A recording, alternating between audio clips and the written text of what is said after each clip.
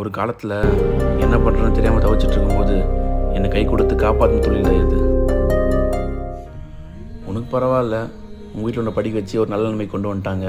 ஆனால் நாங்கள் அப்படியா? மிடில் பிறந்துட்டோம்ல. என்னையும் நான் தான் பார்த்துக்கணும், எங்கள் குடும்பத்தையும் நான் தான் பார்த்துக்கணும். எலக்ட்ரிஷியன் வேலை இலக்காரம்னு நினைக்கிறேன் நீ. எங்கள் வேலை எவ்வளோ கஷ்டன்றது ஒரு நாள் கண்டிப்பாக உனக்கு புரியும்.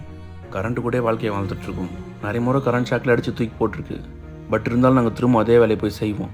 ஏன்னா அந்த வேலை எங்களுக்கு அவ்வளோ பிடிக்கும். அப்படியே நானும் படித்து ஒரு நல்ல வேலைக்கு போயிட்டேன்னா சந்தோஷப்படுவேன். அப்படியே அந்த வேலை எனக்கு பிடிக்கலன்னு வச்சுக்கேன், தைரியமாக வேலையை ரிசைன் பண்ணுவேன். ஏன்னா என்னை கை கொடுத்து காப்பாற்ற. ஆமாம், இன்றைக்கி ஆஃபீஸ் லீவு, நீ ஊருக்கு வந்துட்ட. நாளைக்கு நீ வேலைக்கு போய் ஆகணும்ல? ஆமாம் மச்சான், போகணும். நாளைக்கா நமக்கு ஹாலிடே.